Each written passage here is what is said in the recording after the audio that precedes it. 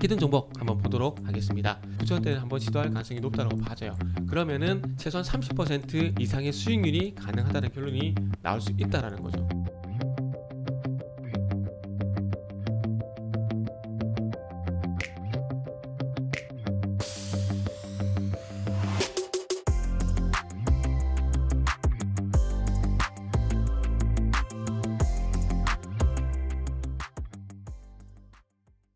자, 반갑습니다. 알파프로 과정 여러분, 정태근 전문가입니다. 7월 2일 방송 한번 시작을 해보도록 하겠습니다. 오늘은 금요일이고요. 한 주 마무리 잘 하시라고 말씀드리도록 하겠습니다. 오늘 첫 번째 방송에서 말씀드릴 종목은 SK이노베이션, 어제 뜨거운 감자였죠. SK이노베이션을 한번 다뤄볼 거고요. 방송 말미에는 언제나 그렇듯이 히든 종목이 공개가 됩니다. 그렇기 때문에 방송 끝까지 시청을 좀 부탁드리고요. 방송 끝까지 시청하고 난 이후에 도움이 되셨다, 공부가 되셨다 라고 생각하신 분들은 과감하고 신속하게 좋아요, 구독 부탁드리도록 하겠습니다. 상당 공부도 많이 하고 있고요. 도움이 좀 되셨으면 좋겠다는 마음을 항상 가지면서 방송을 하고 있으니까 이 SK이노베이션 뿐만 아니라 다른 종목들 방송도 시청을 좀 부탁드리도록 하겠습니다. 자, 그럼 서론 짧게 하고 바로 본론으로 들어가도록 하겠습니다. 일단은 뭐 SK이노베이션이 그 배터리 사업 분사에 대한 어떤 이슈가 나오게 되면서 어제 7% 넘게 하락을 했습니다. 지금 LG화학 같은 경우도 LG에너지솔루션이라는 그 배터리 사업부를 이제 분사를 하는 쪽으로 일단 이게 나오게 되면서 하락이 나왔었는데, 어쨌든 이 배터리 시장의 경쟁이 좀 과열화가 되는 것 같아요. 그러면서 증설을 통해서 이 물량 공세, 그러니까 점유율 확대를 좀 고려를 하는 것 같아요. 배터리 상위 업체들 같은 경우 계속해서 이 배터리 증설에 나서고 있는 상황이고, 어쨌든 안정적인 납품처를 잡기 위해서 상당히 많이 노력을 하고 있습니다. 그래서 여기에 대한 경쟁이 상당히 좀 치열해요. 근데 이 증설이 뭐 업황 지금 상황은 좀 다르긴 하지만 예전에 태양광에서 증설을 막 나설 때처럼 이게 나중에 부메랑으로도 작용이 될 수가 있는데, 뭐 그런 부분들은 조금 염려가 되네요. 그래서 어쨌든 지금은 어쩔 수 없이 이 안정적인 납품처 확보를 위해서 증설을 할 수밖에 없는 상황이고, 이 증설을 통해서 어떤 경쟁력 강화, 이게 아마 이 전기차 배터리 업체들의 가장 큰 이슈이지 않나, 뭐 그렇게 말씀드려야 될 것 같습니다. 그리고 그 화면을 좀 같이 보시면서 말씀을 좀 드려보도록 할게요. 지금 화면을 좀 보시면서 언급을 좀 드릴 건, 자, 스토리데이, 그래서 배터리 사업 분사 검토 얘기를 하고 있는데, 이게 인적 분할이 될지 물적 분할이 될지에 대한 부분들은 아직 언급은 안 했어요. 근데 물적 분할일 가능성이 상당히 높다라고 좀 판단을 하는 것 같습니다. 왜냐하면은 지금 나스닥 상장을 검토하냐는 질문에 일단 고민 중인 사안이고 주사업 기반이 있는 지역에 상장해야 된다. 그러니까 한국에 일단 상장하는 게 맞다라는 겁니다. 그런데 나스닥이나 국내 동시 상장도 옵션으로 놓고 검토하겠다. 어차피 지금 2조 원가량 투자를 할 거고, 그리고 기업 공개를 통해서 IPO를 통해서 또 자금을 유동성을 확보할 수밖에 없는 상황입니다. 그러면은 미국 쪽, 한국 쪽 동시 상장을 하게 되면서 이 유동성을 확보를 해야 돼요. 그러면 자, 인적 분할 같은 경우는 같이 먹는 겁니다. 지분을 같이 나눠 먹는 거예요. 그래서 어쨌든 그 상장이 기존 회사와 이 분할되는 회사가 동시 상장이 되기 때문에 IPO를 따로 진행할 필요가 없어요. 그런데 지금 미국 상장, 나스닥 상장, 국내 동시 상장 동시에 고려를 하고 있다 얘기를 하고 있지 않습니까? 이게 어찌 보면 IPO를 해야 된다는 얘기거든요. 그럼 이 IPO를 해서 결국 미국 상장, 한국 상장 통해서 돈을 마련하는 건데, 그러면 물적 분할일 가능성이 상당히 높은 거죠. 거의 99.9% 거의 뭐 확정이라 봐야 될 것 같습니다. 확정이라 봐야 될 것 같아요. 그래서 어쨌든 이 자회사 매각, 지분 매각인지 합작사 설립 이런 부분도 검토를 하게 되면서 일단 돈 마련, 유동성 마련에 상당히 사활을 걸고 있다는 부분을 좀 보여줄 수가 있을 것 같아요.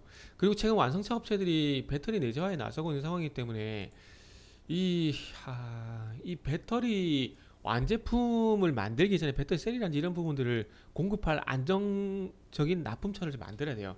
그러니까 아시겠지만 LG가 지금 GM과 미국의 합작법을 만들었죠. 합작법을 만들어서 지금 GM이 그 배터리 내재화를 현재 진행을 하고 있습니다. 그래서 전기차용 배터리를 직접 생산을 하겠다는 겁니다. 그래서 이 배터리를 만들 때 들어가는 이 부품들 그리고 원재료를 다 이제 LG가 공급을 하는 거예요. 그리고 SK이노베이션 같은 경우도 지금 미국 쪽 같은 경우에는 어디죠? 포드사와 지금 합작법인을 만들어 가지고, 죄송합니다. 합작법인이 아니라 포드사 쪽으로 이제 배터리 좀 공급을 하고 있는데 이 배터리 내재화는 현대차도 지금 선언을 한 상황이고 폭스바겐도 마찬가지로 이제 선을 한 상황입니다. 그렇기 때문에 지금 배터리 내재화 진행되면서 어쨌든 완성차 업체를 구애를 해서 잡을 수밖에 없는 상황이라는 거죠. 잡을 수밖에 없는 상황. 그래서 이 현재 진행되고 있는 이 배터리 내재화가 지금 어찌 보면은 이 배터리 업체들의 위기감을 좀 불러일으켰다 봐야 될 것 같아요. 그리고 이 분사를 하게 되면서 이 배터리 부분, 그 배터리 재활용 부분,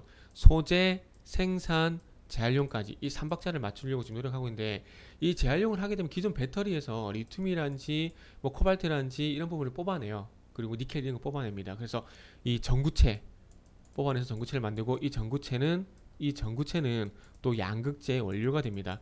이 배터리의 2차 전지의 원가의 40%를 차지한 게 양극재예요. 양극재. 근데 이 양극재의 또 80%를 차지하는 게 전구체입니다. 전구체. 근데 이 전구체는 배터리 재활용 사업을 통해서 가능하죠. 지금 전구체는 지금 중국에서 거의 의존을 하고 있다라고 보는 게 맞다라고 좀 생각을 하고 있습니다. 거의 의존을 하고 있어요. 지금 생산 75% 정도 중국에서 현재 진행하고 있기 때문에. 그래서 이런 부분들이 있는데, 근데 결론을 좀 이런 상황이다라는 부분을 말씀드리고, 그리고 결론을 말씀드리고 싶은데, 지금 어쨌든 저는 단기 이슈로 끝이 날 것 같습니다. 이 단기적인 악재로 끝이 날 것 같아요. 왜냐하면은 지금 요날 같은 경우에 볼보와 MOU를 진행했거든요. 볼보와. 그래서 볼보가 이 폴스타 3를 미국에서 2022년부터 현재 생산을 진행할 건데, 여기에 들어가는 배터리를 SK이노베이션이 납품할 가능성이 상당히 높다는 겁니다. 내재화를 하더라도 이 배터리 원료를 공급받을 가능성이 상당히 높다라는 거죠. 그리고 최근 JP모간에서 투자의견 사양 조정을 했습니다. 그리고 목표 주가를 40만 원을 잡았어요. JP모간이 바보들일까요? 이 사람들이 코로나 바이러스가 언제 절정이 될 것인지, 그리고 언제 몇 명이 될 것인지 부분도 맞출 정도로 상당히 뛰어난 인력들이 상당히 많아요. 그래서 이 JP모간이 바보가 아닙니다. 40만원 목표 주가 그냥 해놓은 건 아니라는 거죠. 해놓은 건. 그렇기 때문에, 그리고 이 LG화학과 많이 비교를 하는데, LG화학 같은 경우는 이 배터리 분사를 할 때 모멘텀이 없었어요. 모멘텀이. LG화학 한번 볼게요. LG화학은 이 배터리 분사 얘기가 나왔을 때 단기적으로 많이 빠졌죠. 그리고 나서 다시 주가 회복이 나는데, LG화학은 솔직히 이 배터리 분사 얘기 나왔었지만 그때 당시에 별다른 호재가 없었습니다.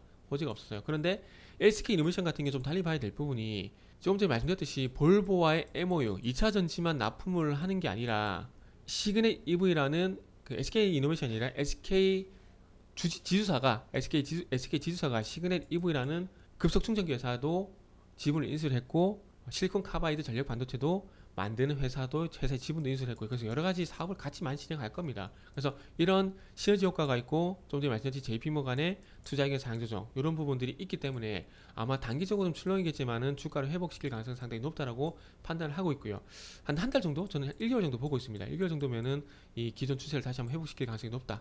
이런 부분들 좀 말씀을 좀 드려보고 싶습니다. 그리고 그래서 일단 이 SK이노베이션 좀 정리를 하자면은, 이 배터리 분사 방식은 물적 분할 방식으로 진행될 가능성이 상당히 높다. 그러나 이 LG화학과 달리 봐야 될 부분은 볼보란지 JP모간 이슈를 봤을 때 빠르게 회복시킬 가능성이 높다. 그렇기 때문에 지금의 어떤 주가 하락은 저가 매수일 가능성이 높다라고 말씀드리면서 일단 마무리를 하도록 하겠습니다. 그리고 바로 이어서 히든 종목 한번 보도록 하겠습니다.